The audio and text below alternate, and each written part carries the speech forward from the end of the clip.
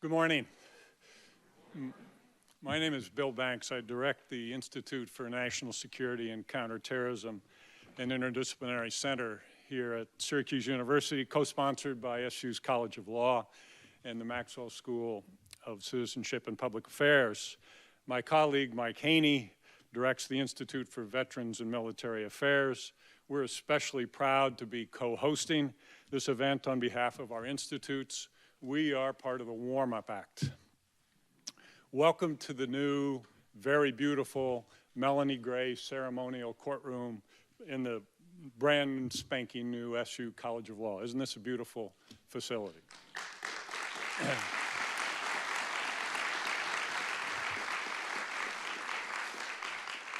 We're here this morning to reaffirm the long-standing commitment of Syracuse University to veterans and military families, and to celebrate SU's commitment to educating students for public service, in particular the aspects of our programs that prepare students to serve in an age of complex security challenges. We're extraordinarily fortunate this morning to have General Martin Dempsey with us, who in a few minutes will offer remarks on how we in higher education matter to America's veterans and to future defense leaders. As it happens, this year we are also celebrating the 90th anniversary of the Maxwell School, a subject Dean Jim Steinberg will say more about in a few minutes. This morning's event, and in particular General Dempsey's remarks, will underscore the resonance between the mission of the Maxwell School, educating for citizenship and public service, and the challenges facing the next generation of security professionals. All of us are aware, I think, that we live in an age of complex security challenges. Yesterday, here at INSCIT, we hosted a distinguished guest speaker from the United States Agency for International Development, who'd been the director of an Office of Civil-Military Cooperation. In fact, she's a longtime public servant with more than 30 years' experience in government and various NGO positions. The director told me in a side conversation that she has never seen the op-tempo so high in Washington. Op-tempo, or operations tempo, refers to the pace of things in the security sectors of our government. She said that senior level meetings are occurring now almost every day instead of every week. Decisions are required on multiple fronts simultaneously. Changing conditions require revisiting decisions made as recently as yesterday. Security challenges come in all shapes and sizes. Some are immediate and short-term. Others are looming on the horizon and require sustained commitment, while others are what are sometimes called black swans, outlier events beyond the realm of regular planning expectations that could cause large-scale societal disruption. The 9/11 attacks were a black swan. Today we're dealing with threats as diverse as ISIS in Iraq and Syria, cyber attacks on our government and private sector economy, climate change and its implications, and Ebola and future pandemics or other public health crises that could outstrip our public health response resources. Our students here at SU are learning about those challenges. They're also developing tools that they can use as they enter the workforce and help to meet present and future security challenges. It's now my pleasure to introduce Mike Haney, the Vice Chancellor for Veterans and Military Affairs and Executive Director and founder of the Institute for Veterans and Military Families. Mike.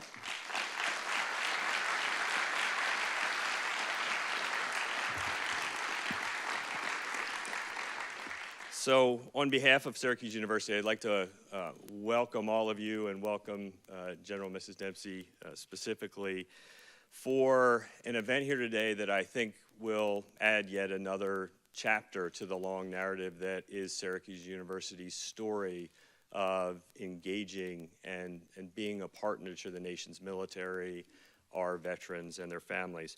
I came to Syracuse University in 2006 as a faculty member directly from 14 years of active duty military service, and I was entirely unaware of this institution's history with military-connected communities. However, I learned of that history very quickly after I arrived, and I'm reminded of that history each and every day because hanging in my office, I have framed an old letter. It's a letter from 1946 from the chancellor of this university at the time, William Tully. And it is addressed very simply to returning war veterans. And it hangs on my wall to remind me of the legacy of service that this institution has to a generation of Americans that we came to call the greatest generation of Americans. And while it's very true that Chancellor Tully, after World War II, kicked open the doors of this institution to the nation's returning veterans, wider than almost any other university in the United States, more than 10,000 returning war veterans came to this campus after World War II. But contrary to what many might believe today, this wasn't necessarily a decision that was about doing the right thing as a function of the social or political lens that might be applied to that decision. See, Chancellor Tully, he was a pretty smart guy. He was smart, but I'll say he maybe was not always politically correct. I also have a picture in my office of him going after a bunch of protesters with a cane on campus. But I will say, Chancellor Tully recognized that by opening the doors of this institution to the nation's veterans, they would make us better. He recognized that their experience at Syracuse University, combined with their military experience, would together accelerate their potential both as individuals and as citizens, and as a result, they would change the face of the institution. He recognized that they'd come to our campus with global experiences, broad diversity, a commitment to service, and in our classrooms, on our athletic fields, and our student organizations, they would prove adept at team building, resilient, resourceful, mature beyond their years, honest and loyal to the institution, and they would put into practice on this campus dynamic leadership skills and abilities that had been tested in the most real-world conditions imaginable. So, put simply, this was a strategic choice because he knew they would make us better, and they did. And today, it is my belief that great universities and great university leaders will be defined based on the choices they make, positioned to engage those men and women who have worn the cloth of the nation during this time of war.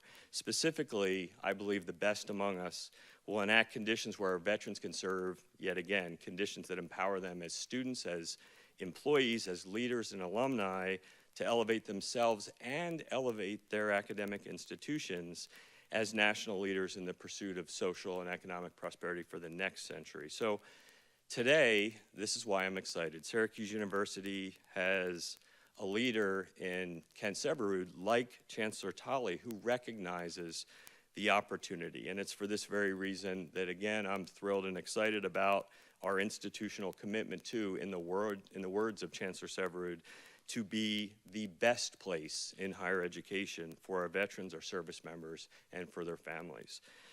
The fact that General Dempsey is here with us today as part of our Maxwell School's 90th anniversary speaks directly to Syracuse University's present and potential future contribution to what I think is a unique American narrative. This chapter of that narrative defined by the service, sacrifice, and moral courage of this generation of American veterans. So with that, on behalf of Syracuse University, I'd like to thank all of you, welcome you, and now have the great pleasure to introduce the Dean of our Maxwell School, Jim Steinberg.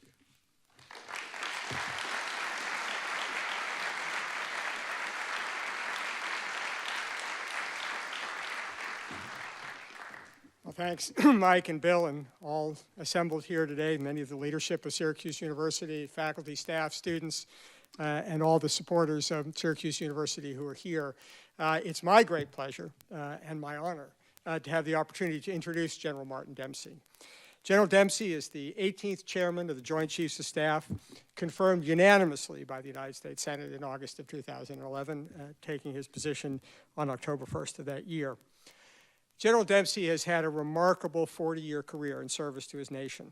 As a warrior, serving in Iraq, both during Operation Desert Storm, Desert Shield, and later as a commanding officer in Iraq from 2003 to 2007.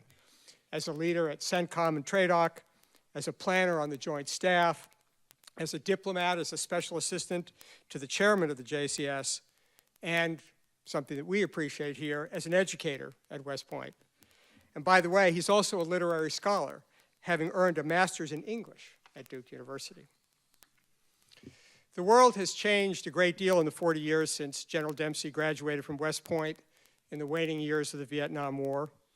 The Cold War is over, but the U.S. military is still called on to defend vital U.S. interests around the globe. We can see today that range of challenges that Bill Banks talked about, from stemming violent extremism in Iraq to supporting the effort against Ebola in West Africa. And the chairman today must not only grapple with the challenges of today, but also help the President and the Secretary of Defense anticipate the needs of tomorrow, at a time when the defense budget is under pressure and the political landscape contentious. What better time to have a soldier scholar of the stature and experience of Martin Dempsey as the President's chief military advisor? As you've heard my colleagues say, this is the Maxwell School's 90th anniversary, and it's a proud time for us of our own history of service in public service, public engagement, and scholarship to this university and to the nation. But as we celebrate that 90th anniversary, we are very much focused on moving forward and looking to our 10th decade as we think about the contributions that we can make in the future. And at the heart of that is our unique role as a school of citizenship, of the conviction that our greatest responsibility is to help the next generation think how they can make the world of tomorrow better than the world of today. And in pursuing that goal of citizenship, we look at the experience of the men and women who serve our country and see no better model of what that represents, of a commitment to something bigger and better than us individually and to the future. And that's why we're so proud to be part of efforts like INSCIT and the Institute for Veterans and Military Families, which really represent those values that we've tried to pursue, bringing together scholarship and commitment and civic engagement. And it's something that we will make even greater efforts for as we move to our next decade. And I look forward to working with all of you to make that vision a reality. Now, before he became chairman, General Dempsey was the 37th Army Chief of Staff.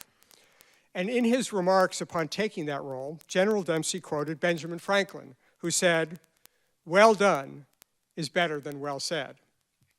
But I'm confident this morning, after the privilege of hearing from General Dempsey, that we will also be able to say, well said. Ladies and gentlemen, please join me in welcoming General Martin Dempsey. Thanks, Jim. Good to see you again. Thanks.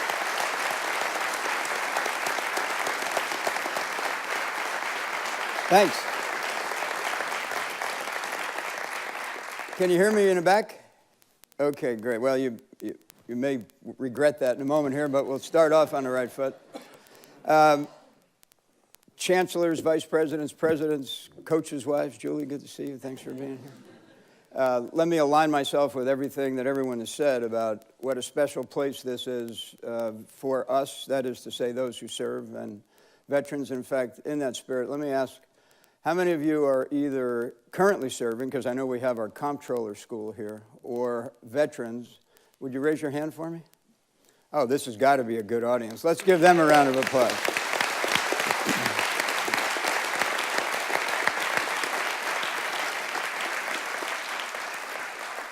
Congressman Maffei, thanks for being here. Thanks for your support of the military, not just in New York, but as a member of the House Armed Services Committee. We got a lot of work to do, right?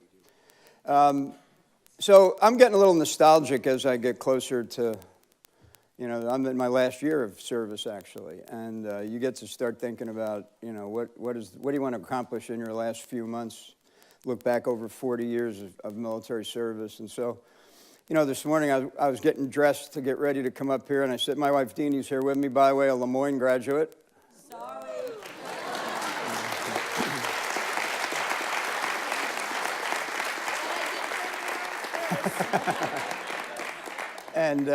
And we dated actually since high school, on and off. I wouldn't say we were, we dated consistently from high school until.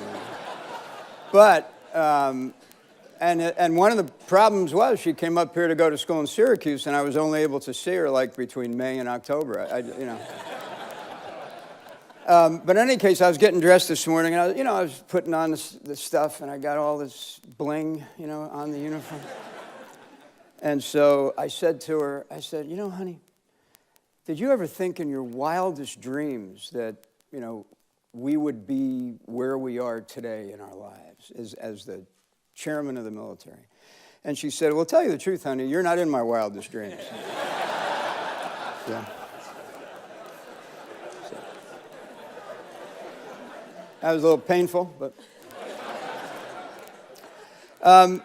So I do want to applaud those of you that have a role here in education. As someone mentioned, I deeply believe that what makes leaders is a good, solid education and a commitment to continue to learn. I almost suffered a little PTSD, though, as you were going through all the different things that are confronting us and how challenging the future appears to be. It is. It's not just appears to be. But I love the theme of this conference, public service in a time of complex global security.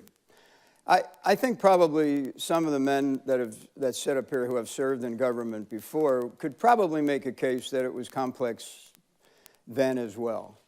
I think maybe what's different a bit right now is it seems to me that we end up making a lot of our policy and strategy decisions in public.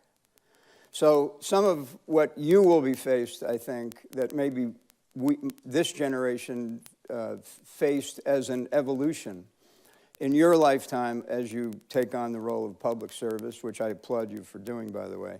I think that you will probably find increasingly that you're constantly under scrutiny for the decisions you make. And somebody mentioned, because of that scrutiny, you often find yourself faced with the prospect of changing a decision almost as soon as you've made it. So as you go through this curriculum and as you go through your education and commit yourself to continue to learn, I think that one of the principles that you should take away, or thoughts maybe that you would take away from the theme of this conference is, first of all, that public service still matters. When else would you want to serve? Would you want to serve when everything's kind of simple and deliberate and not much hangs in the balance? Or would you want to serve when it really makes a damn difference? If you want to serve when it makes a difference, you're in the right place and you're at the right time.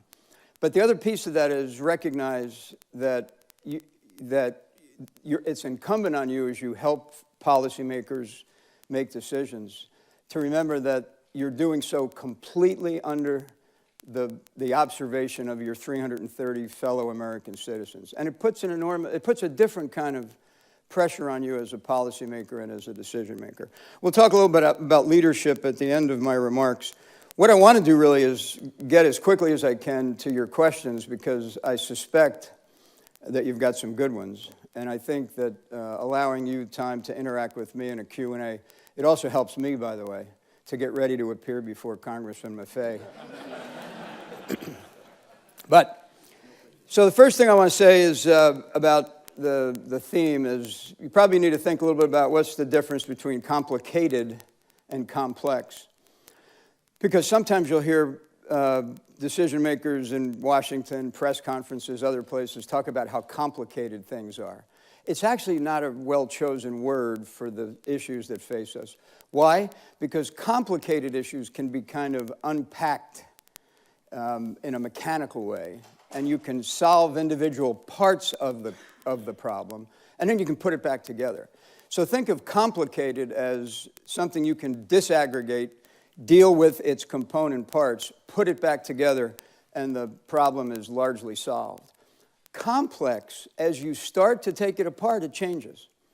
It's the Heisenberg principle. There's no such thing as a pure experiment, because as soon as you, the experimenter, touch it, you change it. And that's what we're facing today across the globe. And let me talk about how I think about global security. I use a little mnemonic device. That's a memory device for the infantrymen in the crowd. And this mnemonic device is this: 2, 2, 2, and 1. When I think about security issues, the filters are 2, 2, 2, and 1. The two heavyweights on the globe, the two middleweights, two networks, and a domain. And I'll walk it right down quickly, and I think you'll see how it fits together. The two heavyweights, China and Russia.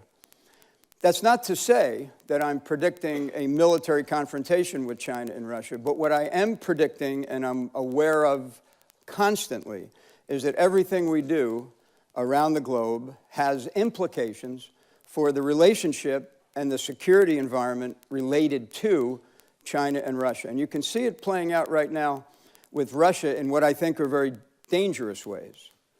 China will have moments of friction in the relationship, but actually that relationship is being managed quite well.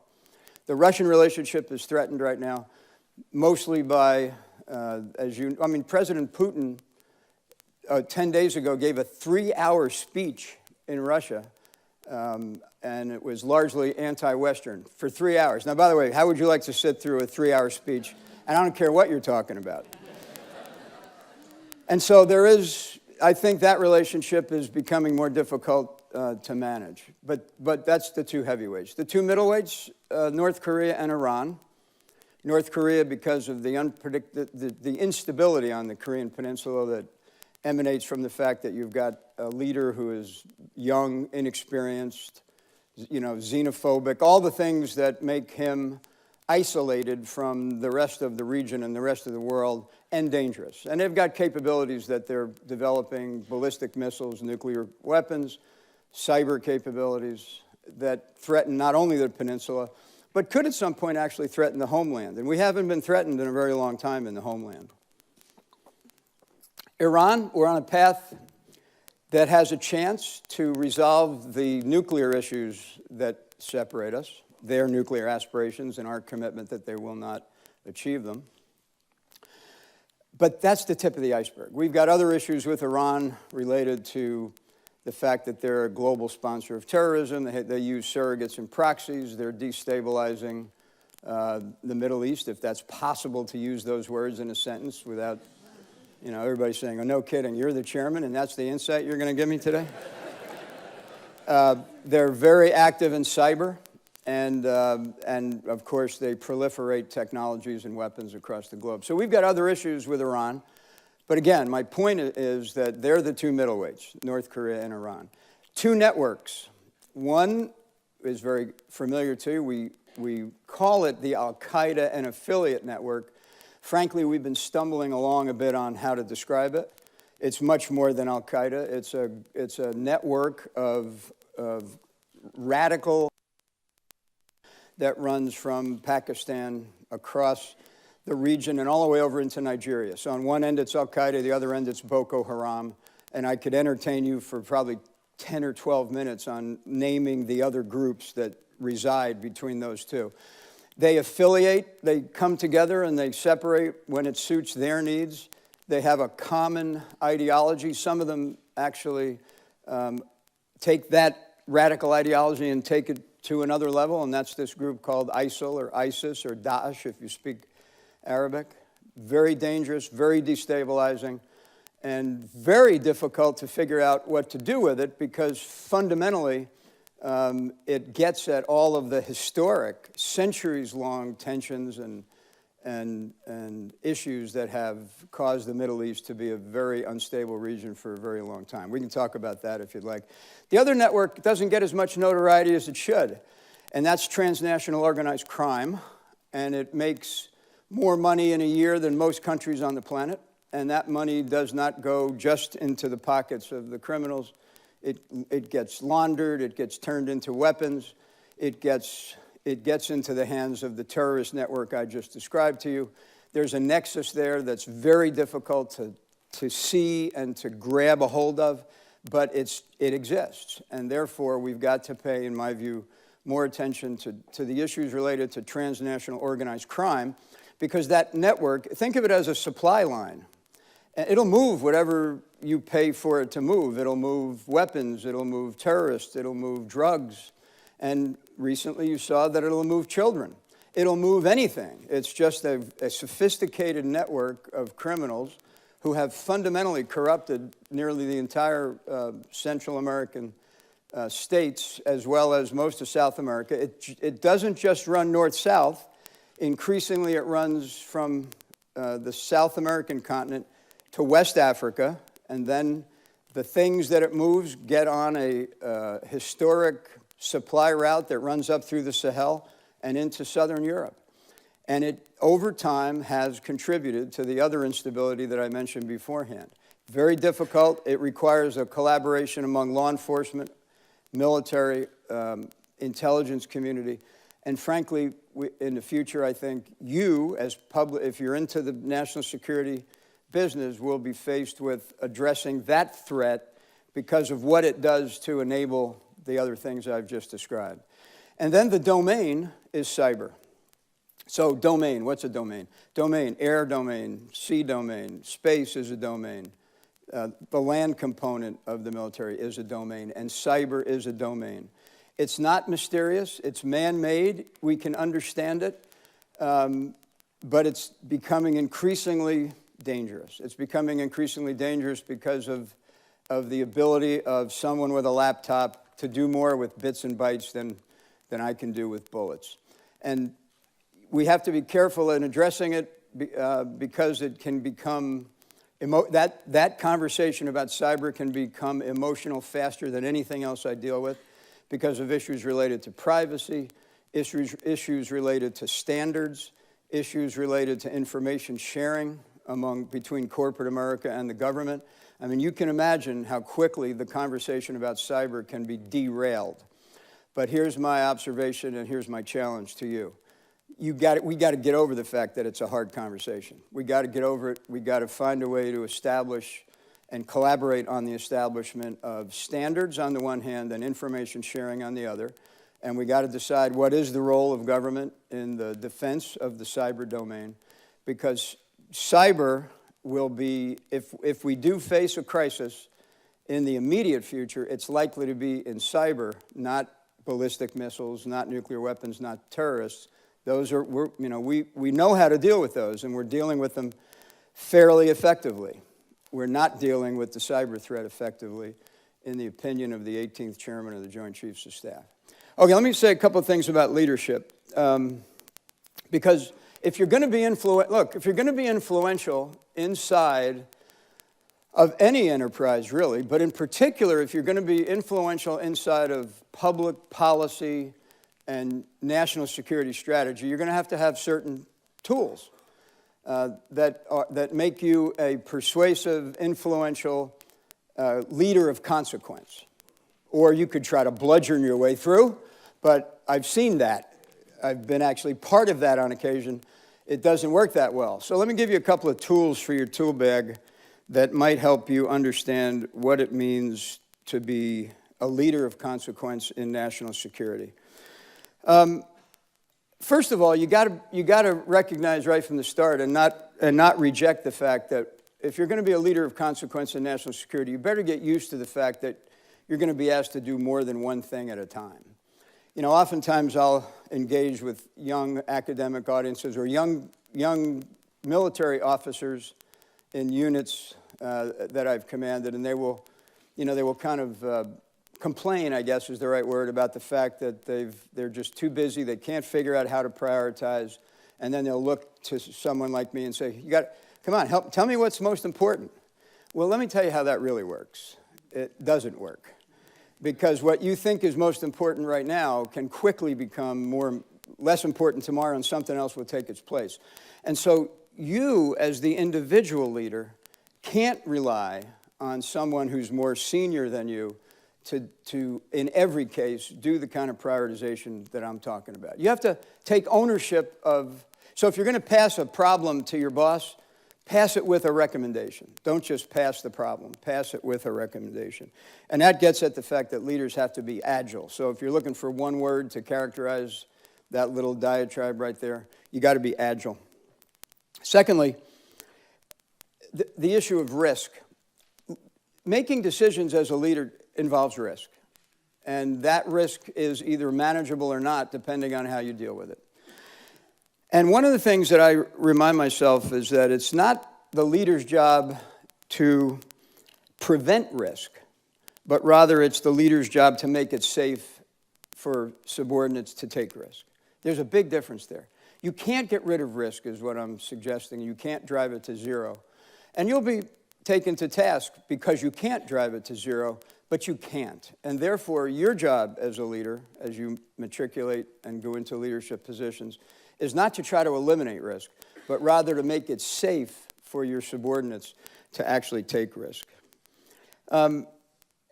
Candor. Here's a little quotation I carry around with me. If there's more truth in the hallway than in the meeting room, you got a problem. But think about that. And think about how often it's the case where, now some of you know exactly what I'm talking about. All of you will eventually know what I'm talking about. But if you find yourself inside of a meeting room and feeling as though you can't speak with candor, speak truth to power, but then you walk out and you go to the water cooler and you unload, well, that's your fault. That's your problem. It's not the problem of those that are above you at that point. So just think about what it means to be candid. And I would encourage you, if you hope to be a leader of consequence in the national security enterprise, candor is almost the one trait that you must have. There's several others that will help you, but that one you must have. I want to talk just briefly about balance. It's tough to balance your life when you're in national security, when you're in public diplomacy. I'm sure if I ask the congressman, how's that balance thing working out for you? You know, look, when you choose to work for the nation in public, you give up a good bit of your ability to manage your life. It's a great reward. You will feel extraordinary about the things you accomplish for your fellow citizens. But you're going to give up, it's probably not, by the way, balance is pretty damn difficult no matter what you choose to do in your life. Think about it this way, though, it seems to me, because it would help. Sometimes you think about balance as kind of a zero-sum game. I'm either balanced or I'm not. So there's a sense that balance is kind of still, or you're at a state of rest in some way. That's not what it's like. Balance is more like being a surfer catching a wave, to tell you the truth. That's the better analogy. You know, you just got to ride it out. You got to keep your balance. You got to do your best. And if you don't, if you think about balance the other way, first of all, you'll never achieve it. And second of all, you'll frustrate everyone around you, in particular those that work for you. So I would just encourage you to think about what it means to lead a balanced life, and think about that surfer image. Competence and character. Competence gets you a long way. In fact, you have to be competent at what you do. But if you're going to be a public servant or work in the national security enterprise, you better bring character as well. Because character, think of it this way, competence will get you to the table. Competence will. But character is what keeps you at the table. And I mean, we could go on for hours, really, providing examples of where competence was valued over character, and eventually the enterprise failed or had an issue that made it feel like it had failed. Competence and character are absolutely necessary in the line of work that many of you have chosen. I said earlier, I'm committed to education. Let me give you one of my favorite quotes from Abraham Lincoln. I will study and prepare, and perhaps my day will come. That's Lincoln. I will study and prepare, and perhaps my day will come. That's actually the right way to think about it. I would venture to say, I don't know how many people are in here, 200. I don't think there will be more than a dozen whose life will actually choreograph out the way you think it will. It's just the way it happens. You know, life is what happens when you're making other plans. So what do you do in that kind of situation? You know, how do you prepare yourself? And the answer is you just prepare yourself. You find something that you're passionate about. You commit to continuing to be a lifelong learner. In our profession, it's actually part of what makes us a profession, is that we make a commitment to continue our development, both in an institutional framework, but also a self-development. But just think about, you know, what if you ended up being the chairman someday? Would you look back and say, God, I wish I would have studied a little harder, or, you know, I wish I would have had a few more drinks before they watched how much I was drinking, you know, whatever. But you never, I'm telling you, you just never know. And so, like Lincoln, I think the right answer is to prepare. Prepare yourself in case history finds you. And history will find many of you, especially if you enter into the kind of public service that you intend to go into. Humility. There's a great phrase in Washington, D.C., that you can get a lot done in Washington as long as you don't care who gets credit. That's actually one of the truisms of life in government, not just in Washington, D.C. I think it probably is true wherever you find yourself. The other way to think about it, but I don't want you to take away from this little session today that you can't be ambitious. You should be ambitious. We want you to be ambitious, but you should be humble as well. And let me make a distinction for you about what I mean in terms of humility. Humility is not thinking less of yourself. It's thinking less about yourself. I don't know if that helps you figure it out. It's not about thinking less of yourself. You should be supremely self-confident as you go through life. You should be optimistic. You should be self-confident. You should be ambitious. But humility is thinking less about yourself. You know what I mean? If that distinction is lost on you, you're hopeless and I can't do anything. So, one last little trait here, and then if I don't put a quotation from William Butler Yeats in, I always feel, just awfully guilty about it. So I'll give you that in a moment. But here's the last trait that I want to give you, and that is you need to be approachable as a leader. I mean, the best of our leaders are supremely approachable. Even when you would say, you'd think, that guy's so busy, I can't possibly approach him or her with this idea that I've just been carrying around with me. So I actually carry around a 3x5 card, and on it is written, when is the last time I allowed someone to change my mind about something? Now, you might say, how hard is that? Well, here's the problem, as wearing these stars and being the chairman of the Joint Chiefs of Staff, is that whether I try to be or not, I'm a bit intimidating.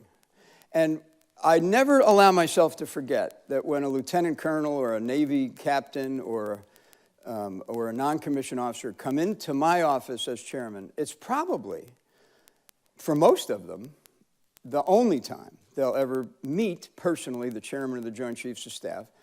They are probably scared to death that they're going to do something wrong or, make a protocol error or give me bad advice.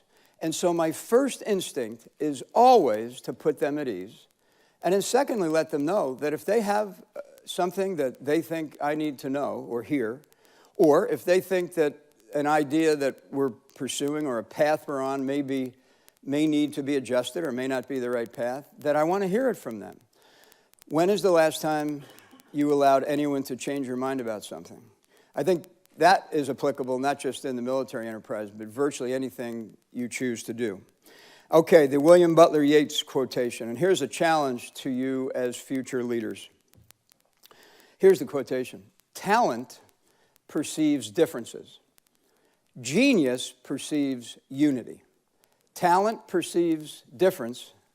Genius perceives unity. If you don't think that's what this country needs right now, is someone, not someone, all of us, to work as hard as we can, we can see the differences. That's not hard to do. They're exposed, they're highlighted, exclamation points, arrows. You can't miss the differences that separate us. Genius perceives unity. Genius is what allows us to come together. And that's what this country does, by the way. That's what sets us apart. I mean, look around the room. I travel all over the world. I would never see an audience like this, men and women, different races, different religions, sitting here, hoping to learn something, being bitterly disappointed. But I'm serious. You would never see, ever, anywhere else in the world, a group like this. You just won't see it.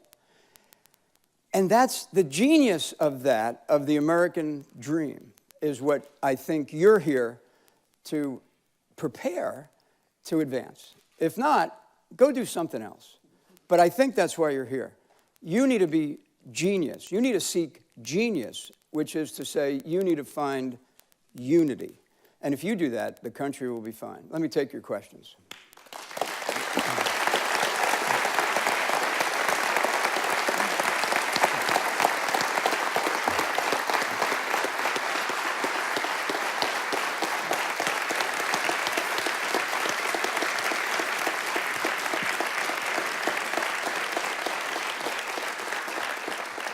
So, the General's been gracious enough to allow us to ask some questions. I'm going to try to bring some order to that process.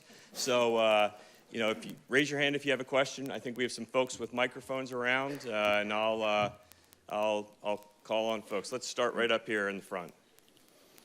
Sir, my name is Stephen Walker. I'm a cadet battalion commander here at Syracuse University. My question for you, sir, is with the current threat of current terrorist groups such as ISIS, with consideration of the military drawdown, how do you see our mission adapting to this threat with a smaller force? Well,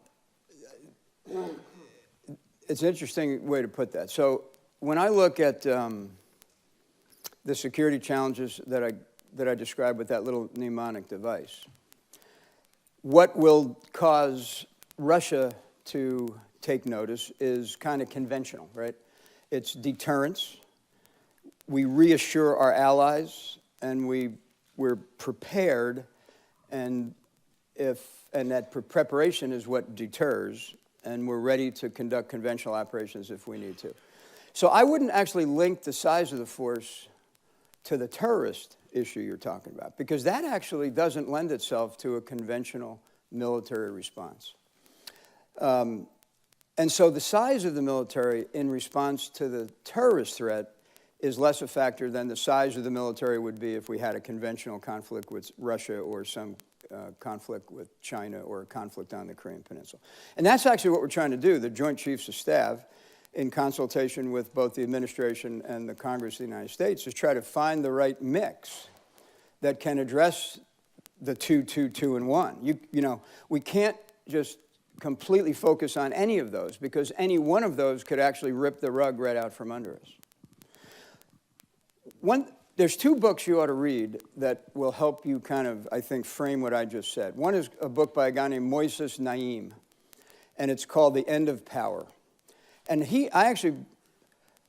one of the things I tell people, I have no authority as the chairman. I mean, I literally have, well, no, I actually have no authority at home either. So, no, I don't have any. I don't have a budget. I can't move a fork from one place to another in the world. I can't. And the legislation is written that way so that the chairman is literally an advisor. But I have enormous influence. And so the combatant commanders who do maneuver forces know that if they want to be sure that their activities are linked to policy decisions, they have to come through me to make that work. So I have enormous influence. So why do I mention that? Because I have what I call convening authority. So it's amazing. If I ask somebody to come to my office, they actually show up. And I mean anybody. I actually took me a while to figure out. I'll give you one little vignette. I actually called up Ben Bernanke. Is that how you pronounce it? The guy that ran the Fed. Why did I call him, by the way? Because about 2 years ago, we thought the Eurozone was going to collapse. And the collapse of the Eurozone would have had enormous security implications in Europe. So I said to my staff, you know, kind of offhanded, I said, you know, I probably ought to try to talk to this guy and find out what he thinks. So sure enough, he shows up on my calendar. He's coming over to see me.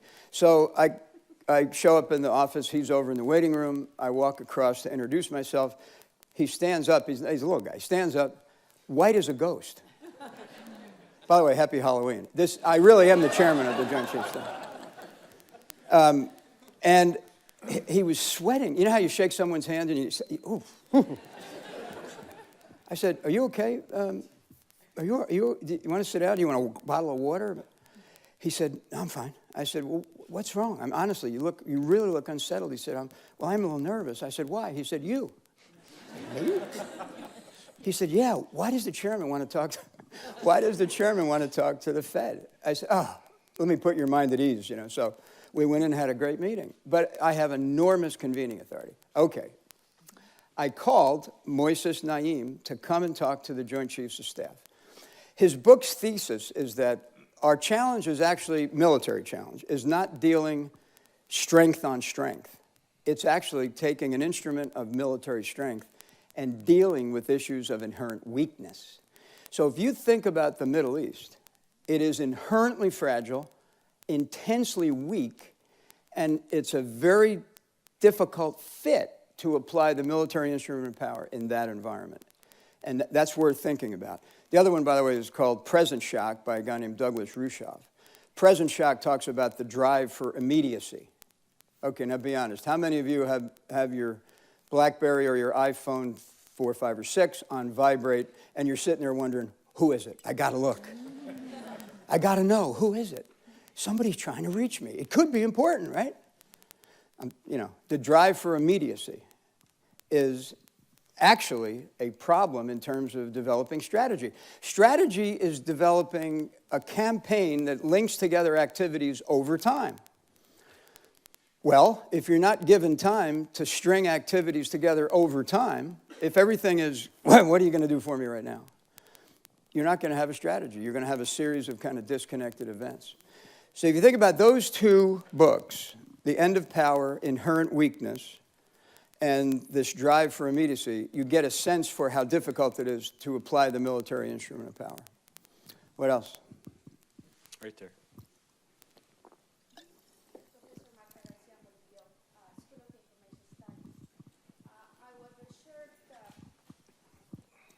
I was reassured to hear that you don't believe that we can mitigate risk. I think that would be foolish to think that we can mitigate risk. However, what worries me a little bit is perhaps not the military and yourself, but our members of Congress, and with elections coming up next week, they believe that that we can actually mitigate risk, and some of the policies that Congress puts in place actually appear to go in that direction. And so my question is, how do you think we can prevent, for the sake of protection, abuses that we have seen in our borders, where where we don't get protections, and of course outside of the United States? Yeah, I'm not sure I followed the last part. Could you find a way to help me through that? I'm Irish. And I'm Mexican, by the way, the definition of an Irish... we have a bit of a problem. The definition of an Irishman is someone who's perpetually sad, so go ahead.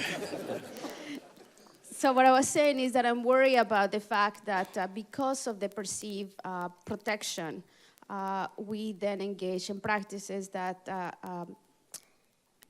impinge on our civil liberties.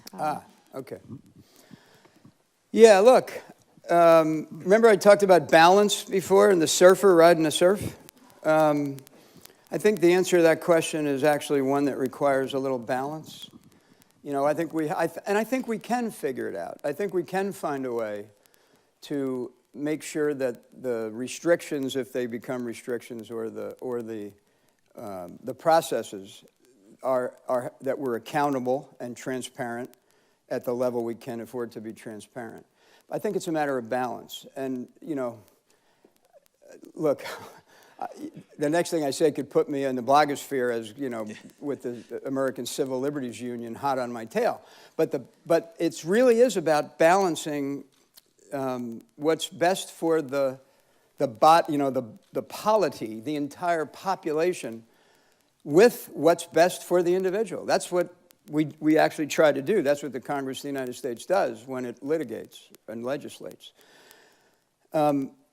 That same question could actually have been asked about how we balance our values and pragmatism. So let's take Egypt as an example, our relationship with Egypt. Egypt, by the way, there are only 3 countries in the Middle East that actually have been countries through time, right? Turkey, Egypt, and Iran. The rest of those countries are actually new to the game, new to the atmosphere, new to the environment. It seems to us, that any future resolution of security issues in the Middle East will have to have partnership at some level of some kind with those 3 countries, or it'll remain unstable. Now, by the way, it might remain unstable. But when you look at Egypt in particular, Egypt has done some things, military takeover.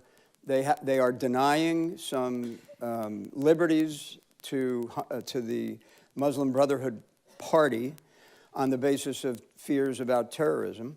And we have actually told them that they need to get back on a path where they will elect a government that will be more transparent, more inclusive, less oppressive. Well, that's where our values come in. But we've also got the very pragmatic requirement to work with Egypt against terrorism, because they sit right there on that rat line that I described that runs from, the federally administered tribal areas in Pakistan over to Nigeria. And they actually are doing good work against terrorism. But as we look at our policies toward Egypt, at least my advice is always to find a way to balance what's right for us because of our values and what's pragmatic because of the security environment. But it takes work. And by the way, there's a lot of disagreement. But here's what you should all remember about public service. Disagreement isn't disloyalty. Don't ever equate disagreement with disloyalty.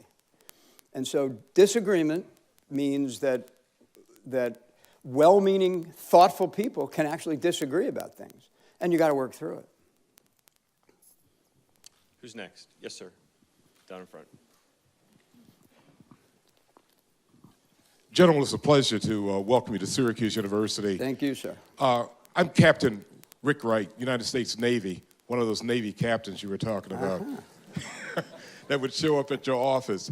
I served as the Naval Liaison Officer here at Syracuse University for 22 years and still very active. My concern is, are we doing enough to really get the word out about career opportunities in the military to our present generation? I'm looking at even our Congress of the United States, members who have not served. And of course, we got a voluntary military on board, but just a concern I've got, I'm looking at some of the sequester things that have happened, budgetary constraints that have basically taken the military message out of our population of what we offer and what we can do. Look at just a year or so ago, the Blue Angels were grounded for a whole year. And of course, I was also the head of the public affairs operations for the Navy's Great Lakes Cruise. A lot of the great assets that we got that we need to have to basically bring the military to our population is disappeared. What are we going to do? So first of all, let me get this straight. You were at Great Lakes, sitting there on in probably one of the harshest, coldest, snowiest environments on the planet, and then moved here? How am I going to answer you after that? Yeah. No, look, I mean, one of my jobs is to actually keep the military connected to the nation. Now, that responsibility runs primarily through the service chiefs and the apparatus that each service has. As you said, we went through a period where, because of the convergence of a continuing resolution, sequestration, and a government shutdown, I mean, we literally had to shut ourselves, at least the part of it that was CONUS-based, we had to shut down while we made sure we could continue to do the missions we were doing overseas. I'm certainly not, I hope that doesn't happen again, and we're doing everything we can to make sure it doesn't. But connecting, funny enough, we're in the middle of a campaign right now, a national campaign called Commitment to Service, that started as a partnership with USA Basketball, coaches Krzyzewski and Boeheim. And what we realized, and then we brought in a broader group of NBA owners, what we realized was that two of the most respected groups in the country are professional athletes, and especially basketball players, with our demographic. And the military, right? We own about a 78% approval rating with the American people. You know, these incredible athletes are probably the only ones pushing on us for that kind of stature. So we partnered. And what we said to each other was, look, let's mate the world's best military with the world's best athletes. And here's what we're going to do. We're going to give back. This isn't about, clapping for veterans at halftime of a basketball game. This is about making sure that we all remember that we serve, and we serve with a servant's soul. And it's not about what I can get because I've served. It's about how can I keep giving. And the NBA was attracted to this because they have a demographic that is actually quite well-to-do, and they want to help them understand that with this notoriety comes responsibility. And so we're right in the middle of this, and we're hoping it opens the aperture to some of the things that we're talking about. Because what the military our obligation to the country is to continue to serve. And sometimes, you know, when we have a little bit too much notoriety, you can begin to convince yourself that you should have more notoriety. So I'm aligned with you on the requirement to continue to stay connected to America.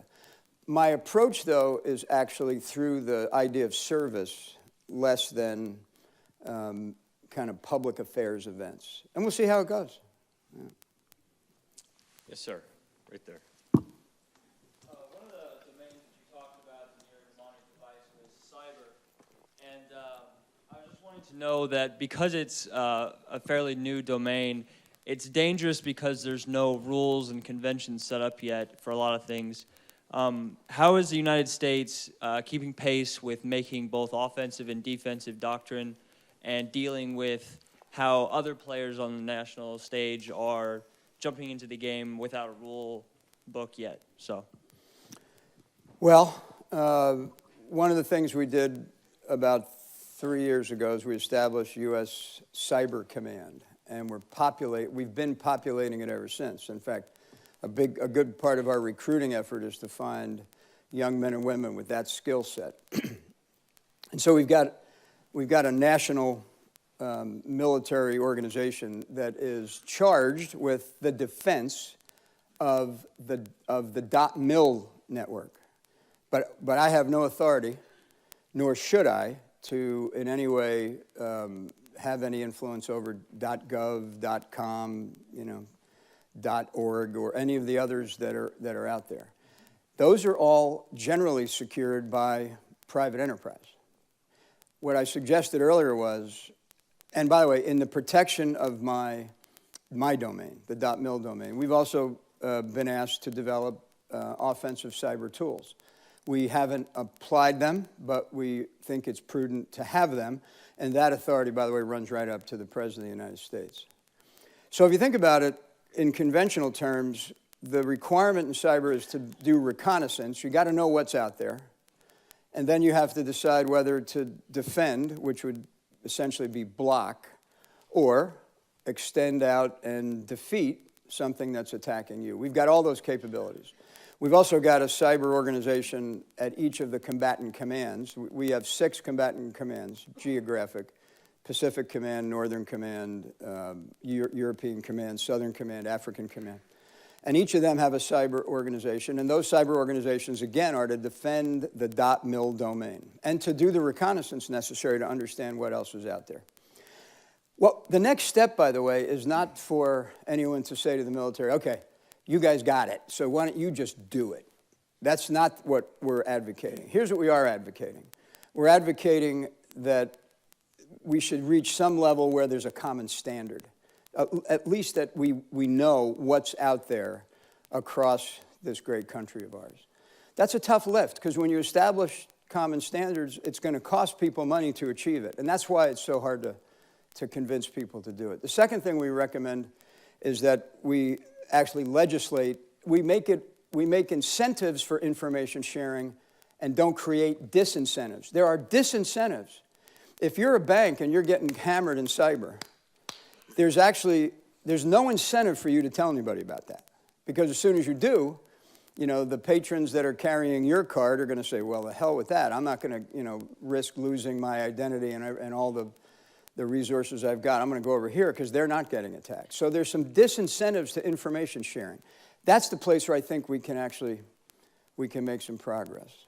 And then we would have options for our nation's elected leaders if we did find ourselves under attack. And not just a DDoS attack, distributed denial of services, which is just trying to overwhelm a network with queries, but rather the application of malware or a destructive offensive cyber attack. Because that's possible today. And it's not just possible by state actors, it's possible by non-state actors. So we just got to decide, back to your question, the young lady up here, we got to decide how much regulation do you want to put in place and balance that against what makes the internet so wonderful, which is the fact that it's open and unregulated. I'll go all the way in the back, gentlemen, to my left. Nope. Right there, yep. I also want to There's thank, two of them. They can Yeah. harmonize. I want to thank the chairman also for coming. My name is Robert Ashford. I teach at the law school. My question for you is, to what extent is the threat of terrorism fueled by real and perceived economic adversity and injustice in these countries? Oh, I think it's absolutely fueled. But that's what I mentioned earlier, that think about kind of the way that governance has evolved over time in the Middle East. So, 100 plus years ago, imperialism kind of kept a lid on everything. Imperialism got a really bad name, if you remember. And so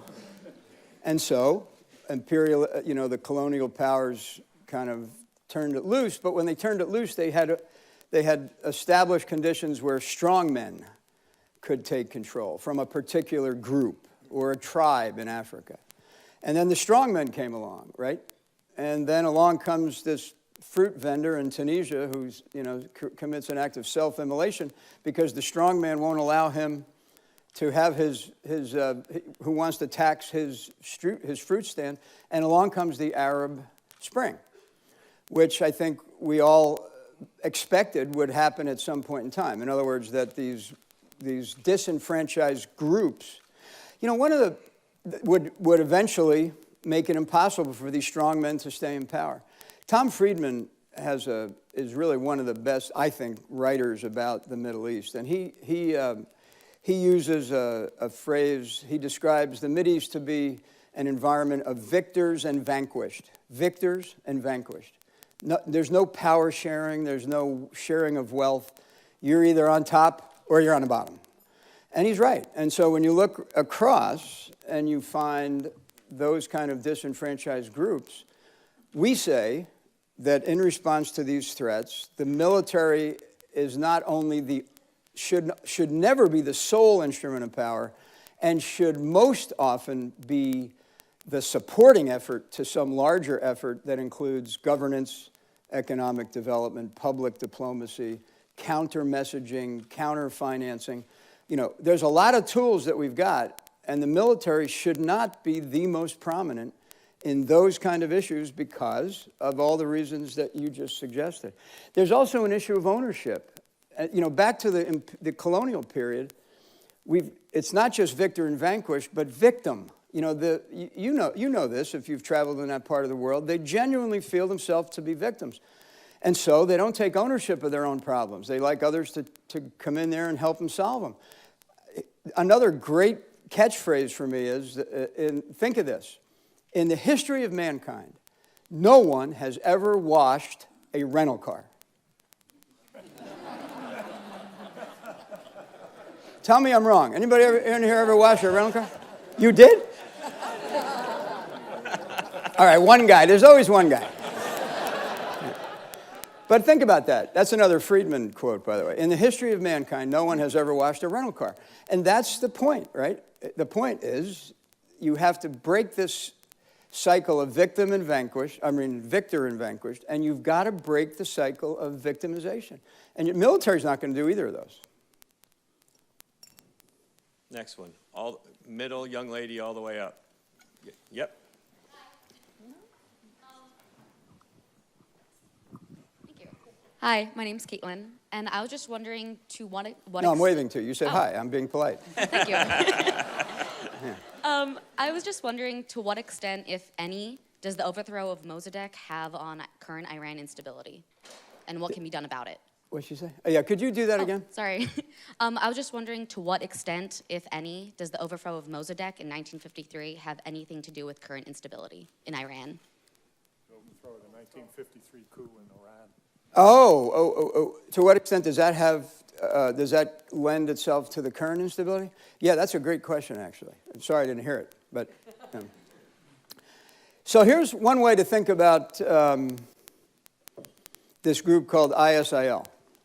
What the Sunni population in the Middle East looks at is they look across at Iran and they see in Iran that their Shia competitors, they're competitors for the voice of Islam, right? They see that their Shia competitors have achieved something that they want to achieve, which is a Shia, I'm talking about the ones that are more conservative, if you want to be polite, or radical if you don't. But they look over and they see that the Shia theocracy inside of Iran is something that they would like that they aspire to as well, which is why this group has established the caliphate, right? Now, mind you, between Damascus and Baghdad are 20 million Sunnis. Inside of Syria, those Sunnis are oppressed by a regime that has not demonstrated any willingness to try to make it inclusive. Inside of Iraq, until just recently, we had a prime minister who just wasn't committed, either because he didn't believe it or because he was potentially being pressured by Iran, or both.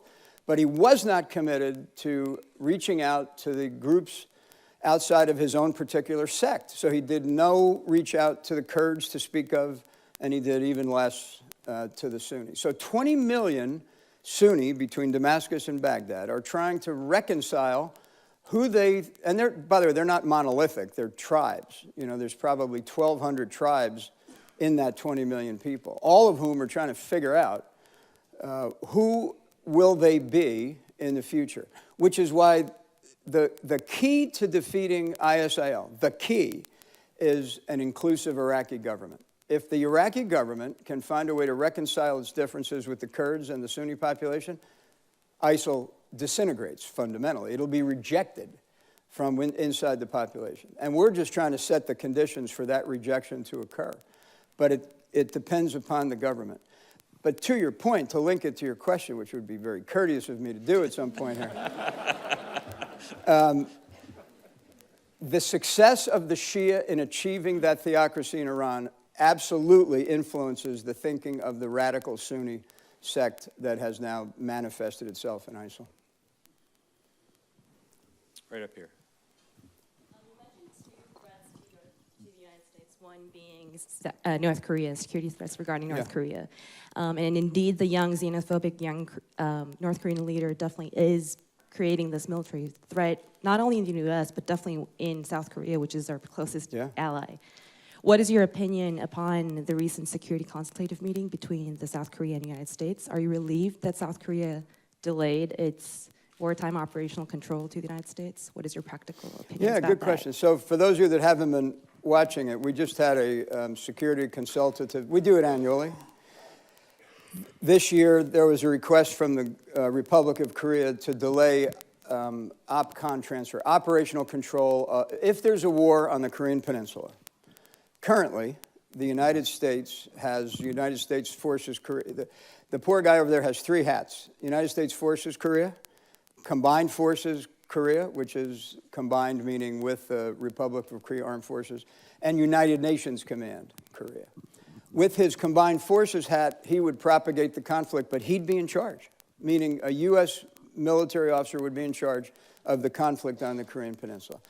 That transition to Korean control was supposed to occur this year, and after about a 5-year preparatory period. The president of the Republic of Korea suggested that given the instability created by Kim Jong-un, and also the fact that there were still a few capabilities that they hadn't brought online, ISR, munitions, some other things, that she would recommend that we delay OPCON transfer. We agreed. Look, they're one of our closest allies. And we said, look, if you're not ready, we certainly want you to stay on a path to be ready. We don't think we need to be in charge over there in perpetuity. But if you have these concerns, we agree with them. And we've got a path now to achieve the capabilities necessary. You know, it was a policy decision more than a military decision. But there were some things they had not yet achieved that make it a prudent decision. But it's not one that should go on in perpetuity. So that the general can get on the road, we have time for one more question. So I'll go right there. Yes, sir. General, may peace be upon you. I appreciate your candor very much. Are you Taliban? Jazakallah khair. No, I'm kidding. Go ahead. At first, the 2-2-2-1, I thought it was Jim Boeheim's new defense, but then I did the math. Touche. But the one, you talked about the cyber, which the gentleman over here mentioned. And a lot of people, pardon the expression, will grow a new set behind a computer screen. And we're seeing that all over the world right now. How willing do you think, from your vast experience, are people to have a face-to-face conversation with some of the people who are currently perceived as the other, besides yourself? Yeah. Thank you very much. No, your point is well taken, not just internationally, but domestically and inside of any organization. I think technology is a wonderful thing, but it should be, it should be a tool, not the tool. It should be one of many tools, not the tool. So your point is, do we do enough to try to get these people, other groups, other nations who are potential adversaries, do we do enough to talk to them? We do a lot more than thankfully, we do a lot more that makes it into the press. Because you wouldn't want to, back to my earlier point, you will be doing public service, public diplomacy, security issues. You're going to be doing it far more in public than I've had to do. That's one place where that public scrutiny is not helpful, frankly. Because, look, when you start a negotiation with a nation that might have as one of its open tenets to be, death to America, that's a pretty heavy lift. And if that's played out in public, nothing will ever come of it. So I would just suggest to you that there's more of it than you see, and I'm actually encouraged by the fact that we're doing it and that it's not being done under public scrutiny. But eventually those agreements do need to be introduced, not just to the Congress of the United States, but actually to you, because they have such significant implications. But you said, do we do enough of it? I would say we can't do too much of it. I mean, look, you know what I do for a living, but I am a strong advocate of the diplomatic corps of the United States, because the better they do, the less I have to do. And that's the way, when you can resolve things diplomatically, using the military to nudge along the effort, we're in a better place as a country. So I don't know if that answered your question. Good to meet you. Please help me thank General Dempsey.